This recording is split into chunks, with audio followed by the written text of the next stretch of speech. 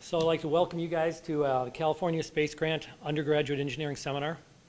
I think most of you know who I am, but if you don't, I'm John Kosmatka. I'm the director of the California Space Grant, also a professor in the Department of Structural Engineering, a professor in the Department of Mechanical and Aerospace Engineering. So California Space Grant is headquartered here on this campus, and so I'd like to introduce you to Tassine Lazuni, who is our assistant director. She's pitting in back. And Miss Howard, Becky Howard, she must have just stepped out. So she is a program coordinator, and it would be always to your advantage to try to get to know the three of us to see if we can help you achieve the goals you'd want to on this campus. So if I ask a question, how many of you have been to one of these before? Or this is your, okay, so how many of these, for the rest of you then, how many of these have been here for the first time? Is this your first? Okay, so let me just spend a couple seconds and talk a little bit about California Space Grant. So basically what we have done is we've set up this undergraduate seminar series here on this campus with the goal of trying to get undergraduates to learn from each other, understand what are the research opportunities on this campus, as well as across the country. Some of them could be in government labs, industry, different opportunities, because we understand that for you to get ahead, what you really need to do is have strong engineering fundamentals in your classwork, as well as good opportunities for jobs and research. Okay, so just a little bit about California Space Grant. There's 52 space grants across the country, so 50 states, plus Washington, D.C. and Puerto Rico. We were established 25 years ago by Congress, and we're administrated by NASA.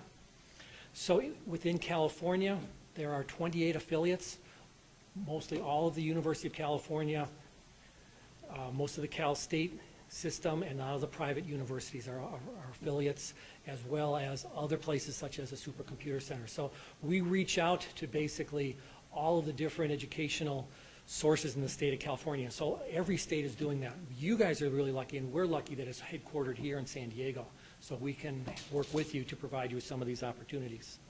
So what do? We provide fellowships and scholarships to students. We provide faculty funding to do course development or to actually fund student projects.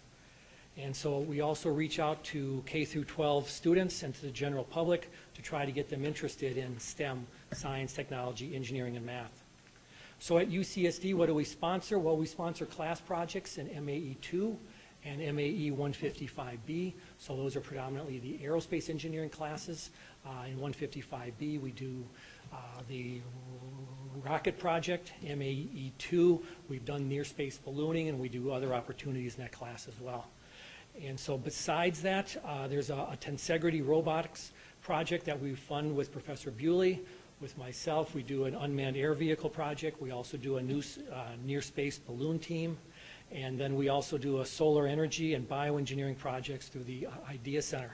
So again, if some of those things interest you, please either see myself or Tassine or Professor Bewley, or if you have other ideas of things that you would like to consider, also let us know. We currently have a RFP, which is a request for proposals, out to all the 28 affiliates saying that we want to fund student-led projects and comes to rocketry. So if you're interested in doing a rocket competition, if you're interested in being part of a rocket competition, there are about 4 or 5 different rocket competitions that are out there for this spring and summer. If you're interested, in a group of students are interested in being part of a team or forming a team to do that, then what you have to do is put together a small proposal, and then what we'll do is we'll fund, I think up to 5 teams we're going to fund this year across the state of California to help them get involved with rocketry. Okay? So before I introduce Grace, and we'll get this whole thing started, because I know you guys are always tired of hearing professors talk, what I'd like to do is draw your attention to this little piece of paper that's on the back table. And this basically provides you some of the opportunities that are currently available to students. And it's not so much on this campus, but also all across the country. So if you're interested in working at NASA next summer, or if you're interested in looking at other paid opportunities right now, NASA JPL, for example, they have more opportunities than they have students applying, as well as other NASA centers. And so if something like this interests you, by all means, go to these web links and see if this is something that you'd like to do. But time is obviously of the essence. Most of these agencies have already identified who they're going to want to support for this upcoming summer. So if that interests you, I would recommend that you get started. 2 other things I just wanted to mention is this is a monthly seminar series, but next month we will not be having a meeting. That would fall right in the time when you guys would be going to final exams and or spring break. And so we'd rather have you focus on spring break than focus on a seminar. Okay? And so our next seminar will be on April 23rd, and that's a Wednesday. Okay? Celine Leong will be our speaker, and we look forward to you guys coming to that seminar. So with that, what I'd like to do is talk about Grace, give you a little bit of an introduction. So I've known Grace for over 3 years as her professor in a number of classes, as well as an advisor to her on a near space balloon project. We can remember back when Grace first started, she's a very excitable, enthusiastic person who looks at a topic and then jumps into it and doesn't look back. And so she originally in high school, like probably most of you, had never thought about engineering. She wanted to be studying art or the soft sciences, as we call them. But after taking a physics class, she realized that that's where her love and her passion was. So she immediately went into engineering, and we've been so happy that she's gone into engineering ever since. And so she's been involved not only in research projects on this campus, but also reaching out K through 12. She's been very involved with trying to bring STEM activities through the space ballooning project that we have on this campus. She's reached out through the San Diego Engineering Festival to basically bring some of these ballooning ideas and ballooning concepts and results to K through 12 children, and that's been extremely helpful to get them involved with STEM and to get them to consider going to college. So she's been involved with that. Like I said, she's been involved with the space ballooning project. She was the technical lead for at least a year on the ballooning projects. We've had a lot of great flights based upon her enthusiasm and her ability to get students organized in this area. And she's been involved with EarthCam, which is another project on this campus that basically involves cameras that are placed on the space station, focused down towards Earth, and then take pictures for K through 12 schools across the country. So those schools put in their request to EarthCam, pictures are then taken, and then she is part of that team that does that. And finally, last summer, I got a chance to see Grace again. I went down to UTAS, which is United Technologies Aerospace Systems, down in Chula Vista, and I was asked to be part of a review committee to see what these students had worked on for the summer. And I was so surprised to see that Grace was there.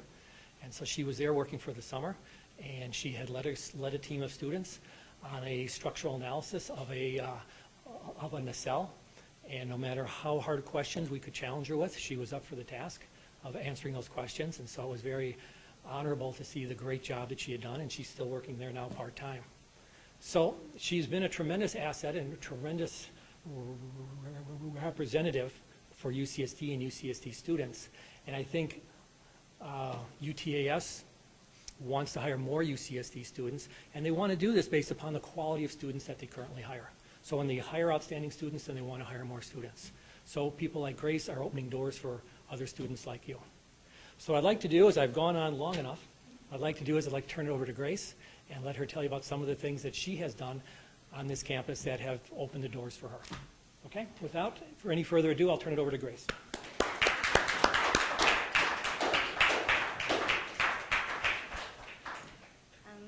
Thank you, Dr. K, for all the explanation.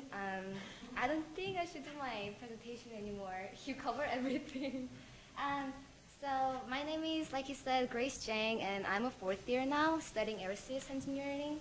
And I'll be giving out the art of networking and engineering today. Here's the overview of the presentation. I want to talk about the influence that has affected on me, networking, teamwork, and diversity through my college year experience, and lessons that I learned from mistakes and experiences.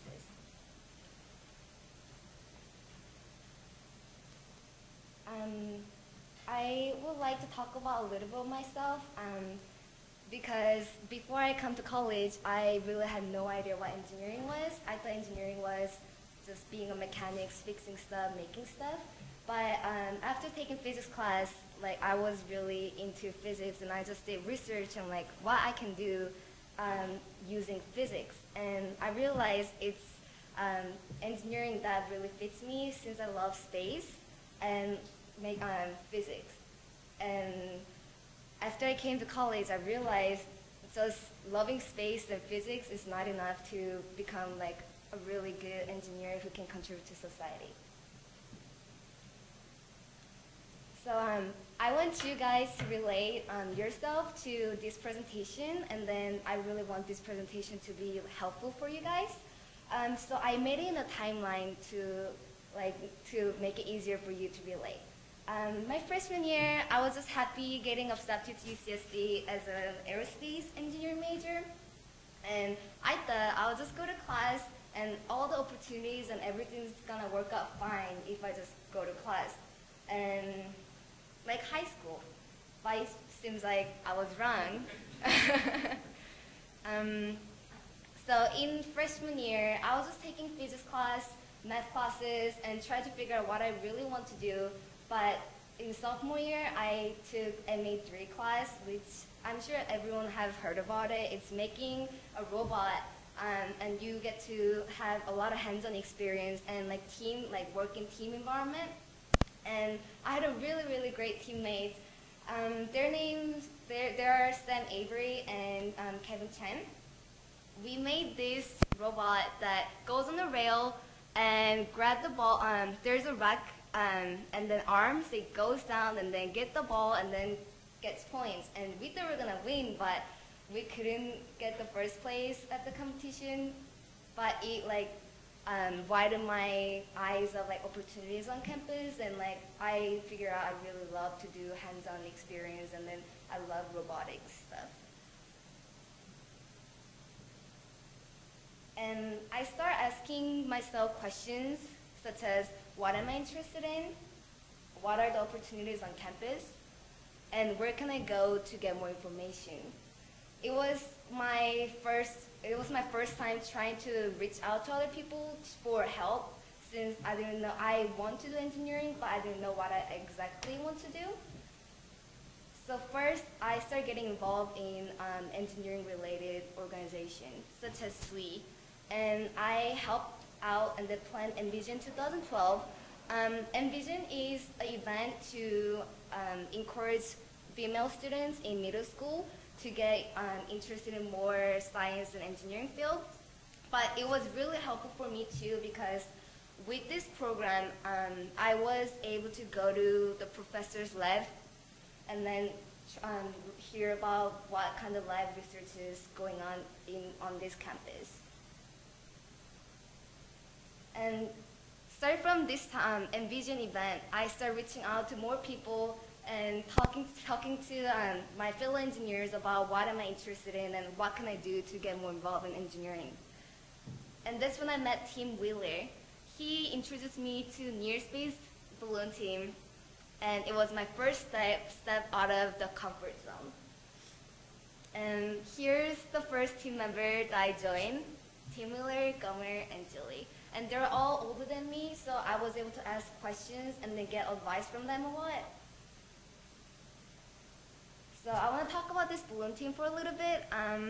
So what we do is we launch space ballooning, and one of the reasons that we launch balloons to near space is because, first of all, we cannot go out to space by ourselves due to low pressure and then low temperature and radiation exposure. So we launch a balloon to space to check to see before and after radiation exposed, and then or near space environment. Last year in summer we launched blood samples that we conducted in with MESA academic flight. But we also do outreach with the balloon team. On the right, it's SWE launch, that we launched the balloon with Society of Women Engineer students. And we also went to LA Fair to Skype the physics class and demonstrate the physics involving carnival rides. And we also display our booth on a lot of events such as Trident Day, Space Day, and Science Festival. Like I said earlier, we do a lot of outreach to community college students and then K through 12.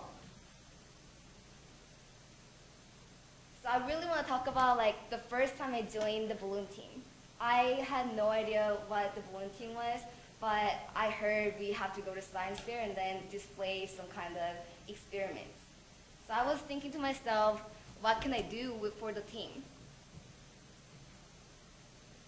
So like, since I love to do arts and then I like do research about the balloon balance, it's kind of hard to see it, but it's on the left side over there. So you put different size of balloon on each edge of the pipe, and then when the valve is closed, it's like different size, and then try to see the reaction after you open the valve.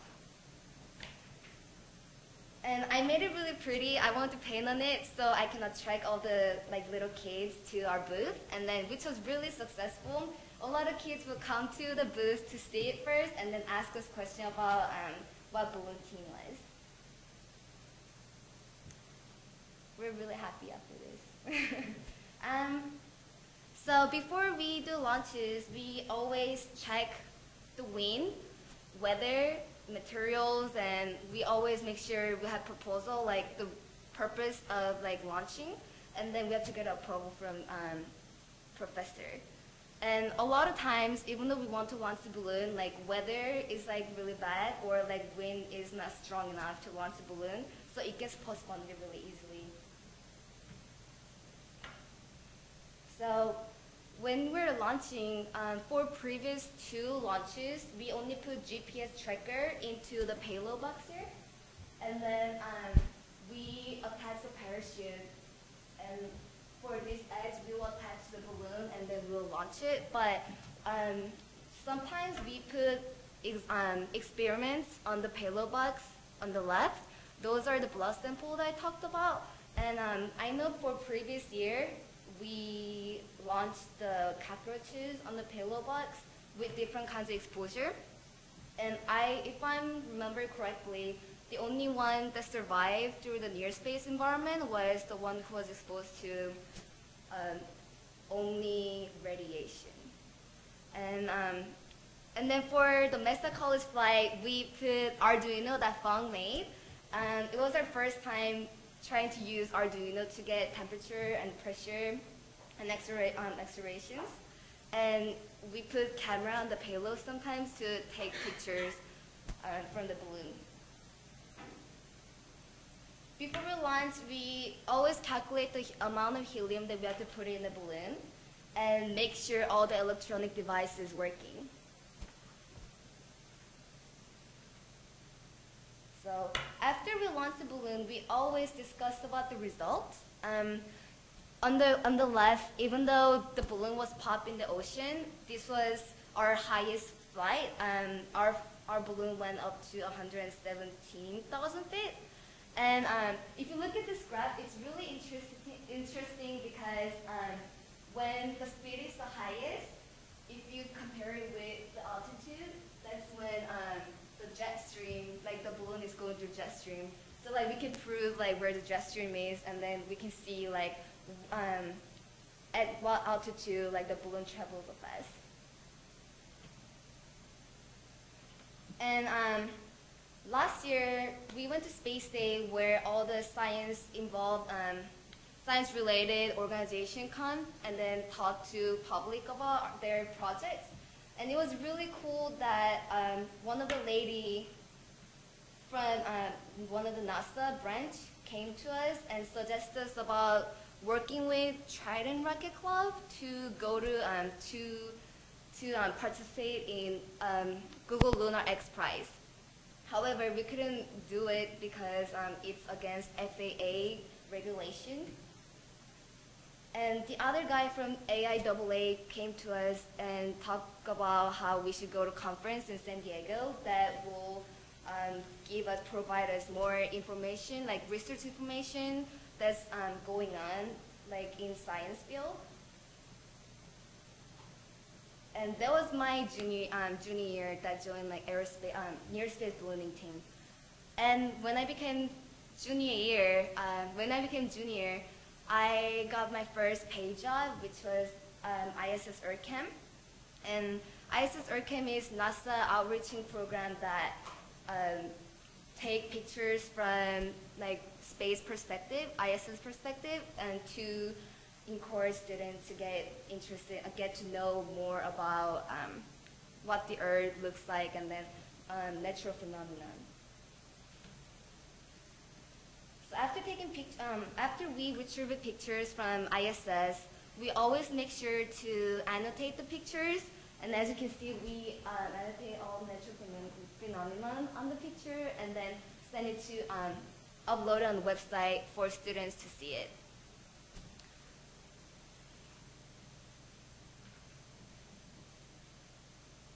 So up until I joined ISS EarthCam, all my teammates were really really on track. They were always overachieving. They were always supporting.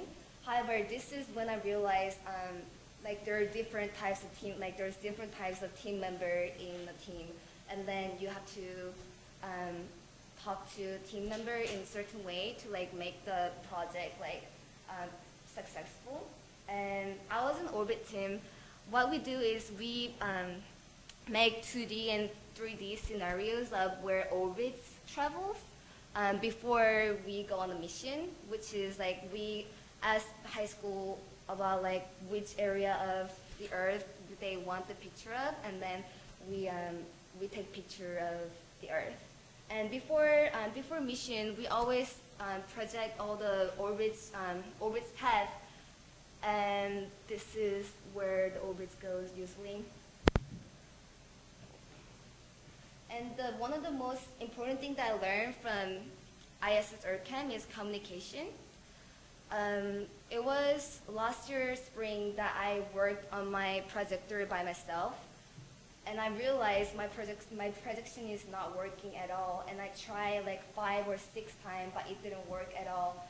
And I just joined the team, so I really want to make it successful. But I didn't tell anyone it's not working. I just kept trying by myself. However, by the end of the day, I couldn't figure out. So I asked the supervisor the problem, and he figured out it was a software problem. It wasn't my coding problem. So communication is really important. We could have saved that time to ask instead of you trying to I know sometimes we think we can do everything by ourselves, but sometimes it's not working. It might be better for the team to ask for help. And during our mission, there is an offset between ISS, International Space Station, and then the Earth. And our orbit team's mission is to minimize the time difference between them. And it's really important to talk to MOOS, which regulates the offset, and then payloads, which gets all the coordinates of the pictures that's taken. And last summer, I worked at UTC Aerospace Systems, and this was all the team internship program interns. But the reason that I learned about this UTC Aerospace System is through one of the members in ISS EarthCam. So her name is Yunxi, and she told me wonderful story about her experience in UTC Aerospace System, and that's what made me apply to the internship. So I worked with the firewall team, which we only have 2 people, and here's Adam, and then we had a really, really great teamwork. We had a different background. He was mechanical engineer, and I was aerospace engineer, and then this is after I take my stress analysis, aerostructure analysis, so I kind of figure out what I need to do after we design the thing, and then what kind of tests we have to go through. And Adam was familiar with CATIA, which is one of the CADing software, and every time I have problem with CADing, since I have to learn the new software and then do project at the same time, he tried his best to help me and then get the best result out of it.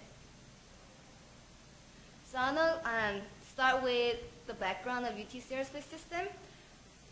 They are the company that one of the companies that makes nacelle of the airplane. Nacelle is aerodynamic structure that has fuel, engine system, and then other aircraft components in it. And firewall is the one that separates the fluid, flammable fluids ignition source to non-ignition source. and it's really located on thrust reverser on the lower bifurcation area, and it's standing like vertically. And our problem was we need to design our firewall under the tight geometry that we have, and our criteria were weight reduction, fire resistance, system access, durability, and ease of installation removal.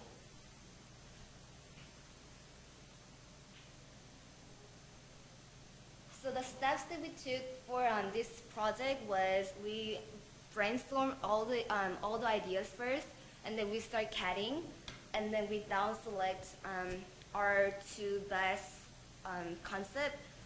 But after down selecting two best concept, we down select to like one more, like only one. So and then we do analysis after getting the final product. So our final product had two key features from two down selected concepts. And our final product focused on three topics, which were drainage, fire barrier integrity, and compression load capability.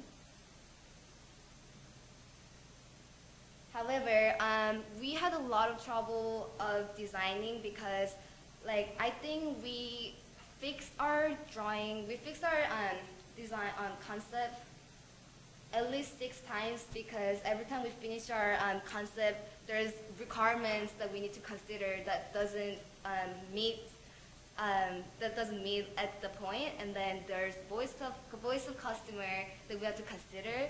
And after testing the firewall, it wasn't safe enough, so we had to fix the design again. This happens a lot in real industry, that you think it will work, and then like you actually figure out a lot of requirements to do, and then test this it's not safe, then you have to redesign again. So like it's really important to like do all the research before you design first. So after designing, our team did analysis. It was my first time doing finite element analysis before I even took the class. So I have to learn this software again. But our margin of safety was really high for 3 different metals, which were which was stainless steel, Inconel, and titanium.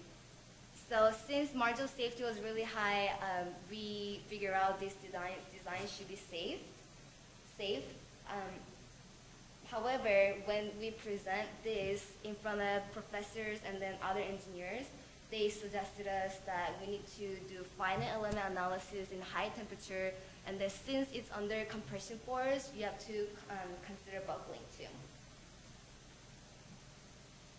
So we had to do another finite element analysis. It took us a while to do it because we need to figure out how to read the chart of like high temperature, and then how it's gonna relate to margin of safety. And it was still high, but it was only for 2 different metals, which were stainless steel and then titanium. And we couldn't do buckling calculation due to like really complex surface of the firewall. And those pictures are not like the real pictures that was taken from the stress analysis. But at the end, we have a lot of potential benefits of having new firewall. We will have more space and then easy access to the engine system, potential of increasing fire and leakage protection, and we improve the drain path, and we will have fewer components in the lower bifurcation area. And right now in company, we are doing drainage testing for the firewall, and it's under, it's in progress of making right now. So what I want to focus was, like networking is really important because I came here knowing nothing, and I started getting involved in organization first, and then I learned more about like opportunities on campus, and then I started knowing more people who are interested in the same field, and then they are the one who recommend me to apply for the jobs, and you start like sharing same interests and like getting more involved and eventually figure out your goals, and then you get to help other people too.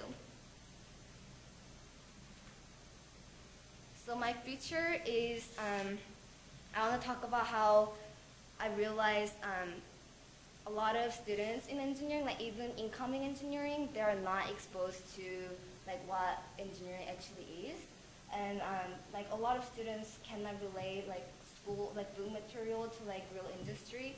So I want to be the one who can like relate like building materials industry. And I want to be the one who can like actively support students to take an active role in society to change, to make the world a better place. And then I also want to become a professor who can still do outreach to like younger generation to get them more interested in science and engineering field. So here are the lessons that I want to talk about, and I learned from my mistakes. So get out of the comfort zone. You really need to take a step forward to get to know more opportunity on campus and get to know what you want to do. And I know sometimes you know what to do, but filling out application for like either internship or research position is like time consuming, so a lot of people are not doing it, but you should spend time on it since like you're only gonna have like your 4 year of college year to figure out what you want to do and then what interests you the most. And communicate well. Communication is really important in any of the team environment, and I learned it through in ISS Earth Camp. I didn't know someone made the spreadsheet for offset setting, but I made another one, and others person didn't know if they made it again. So like we were using 2 different files of offset, and then like we had a little bit of problem of getting the accurate time on the Earth and the IFS. So like last time our offset time was around 40 seconds, which is really horrible. And then know your current limit. So last year when I was junior year, I took 5 classes with I was involved in 2 organizations, and I was doing internship at ISS Earth Camp. It was too much for me. I did not know. I thought I could handle this, but I really couldn't. And then I didn't do like well in like any of those like organization, and then even classes I didn't do well. And then like just it was so overwhelming, and I wasn't happy at all. Like I think just being happy and then know your current limit. It's not like you have limit to yourself. You can expand the limit, but you might not handle some problems as you thought you could.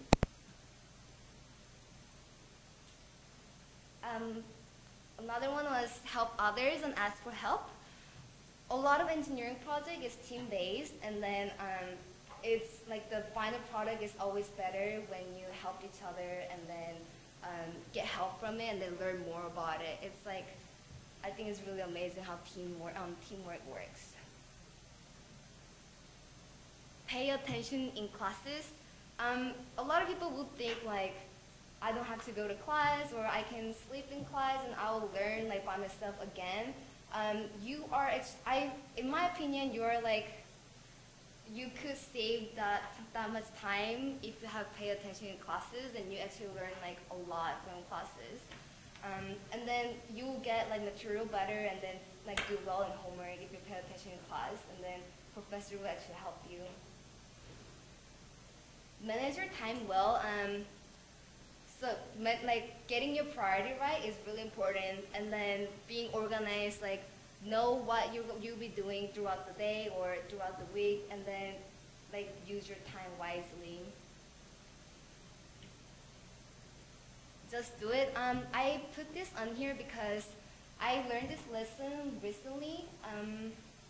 So I have this bad habit of just worry about this something like too much and not do anything, just worry about it and not do anything and complain about it. I could have saved up that time to do like do either work or practice more to make it better than just complain about it and just stay that way. And have confidence, your voice counts. I learned that in MA3 class, all of my teammates were like, they were really involved, like they knew what they should do to make like robot works. They knew like what's the problem that robot is not working. But so I always thought like maybe like I shouldn't say anything because it's like they know it better than me. However, I was wrong on like I suggested about like how to make railroad cart better, and then like just the suggestion that I had actually made our product better. And what I want to say is, even though you think this is like not a good idea, and then you think you don't know anything, but at that position, like you might come up with like really crazy creative idea that will like help the team, and then other teammates can help your idea to work. And honestly, do not give up. This is one of my motto. As long as you continue to go forward, you will eventually achieve your goals. For example, in class, you get like really bad grades, and then you think, okay, I just don't get this, and then just moving on. I think, like, even though you get a bad grade and then you think you don't know anything, you should still study. And then if you really want to get to know the material better, you should continue studying it. Like, you might think class is over, I can just like quit it, but like you should just like, as long as you don't give up to learn the material, you will eventually get it, and then be helpful for the society and be prepared for like being an engineer in the real world. And I want to thank everyone who have helped me so far, who have helped me throughout the college. Dr. K, Tassine, Becky, and California Space Grant for having me here, and UCSD Aerospace Systems for making me really make me realize how interesting the structural analysis is, and Jacob School of Engineering, Sally Wright Earth Chem, and your Space Balloon team. Do you guys have any questions?